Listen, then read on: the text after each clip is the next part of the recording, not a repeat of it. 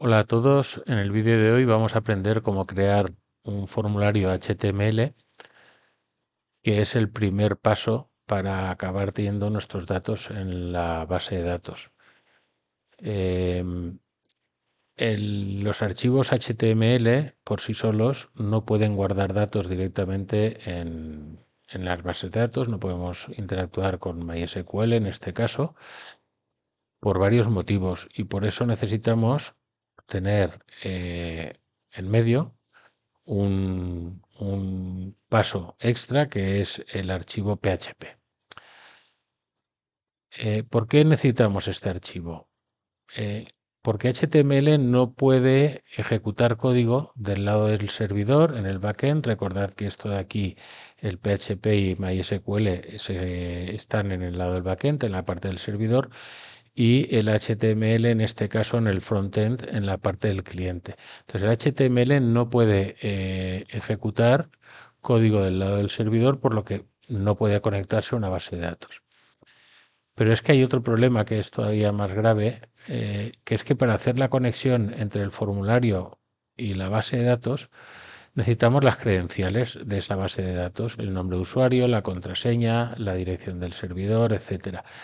Claro, en HTML nosotros podemos ver el código y por lo tanto tendríamos acceso a todas esas credenciales. Así es que tendríamos un problema muy grande de seguridad. Por eso lo que se hace es enviar estos datos a través de un paso intermedio, que es un archivo PHP, que se ejecuta en el servidor y que es donde están almacenadas y protegidas las credenciales para poder acceder a la base de datos. Entonces el proceso va a ser crear un formulario, los datos que recoge el formulario se van a enviar a un archivo PHP, ese archivo PHP los va a procesar, los va a validar, a sanitizar y de ahí ya los va a guardar en la base de datos. Entonces, vamos a ver este proceso.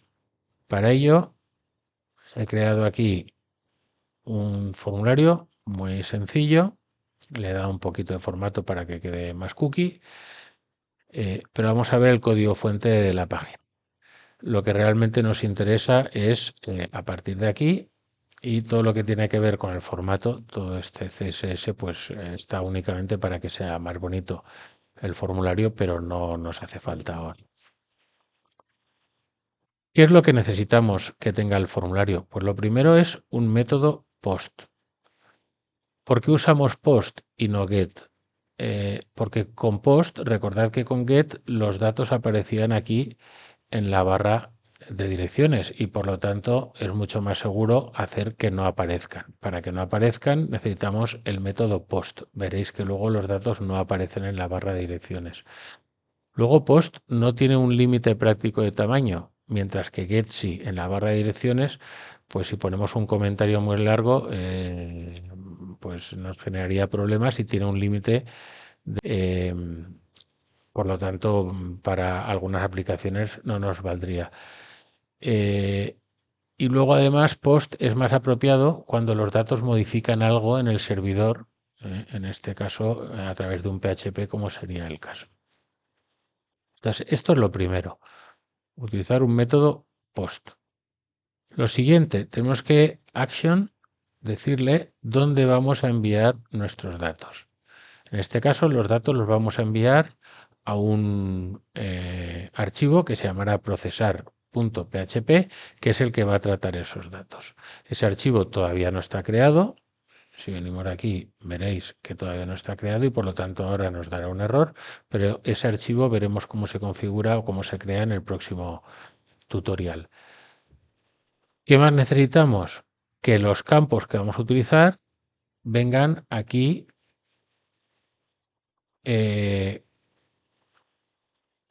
con el atributo name, ¿vale? Nosotros teníamos una base de datos prevista, voy a abrirla aquí, la teníamos aquí, perdón, vale, con una serie de campos, id, nombre, teléfono, email, comentarios, newsletter y fecha. Entonces, estos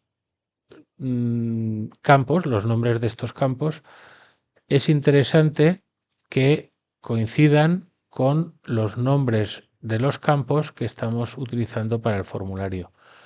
¿Es obligatorio? No, pero es conveniente porque luego veremos que en el PHP se recuperan estos datos con post, con $post, lo veremos en el PHP, y por lo tanto, si vamos utilizando aquí un nombre, en el PHP otro y en la base de datos otro, acabaremos con un lío.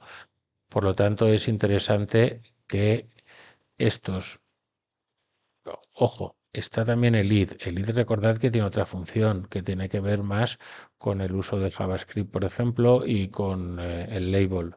En este caso, esto no nos interesa para nada. En este caso, lo que nos interesa es que name sea, el atributo name sea el nombre de cada uno de los campos que vamos a utilizar, tanto en el PHP como en la base de datos. Y poco más, lo que es el formulario es un formulario normal y corriente.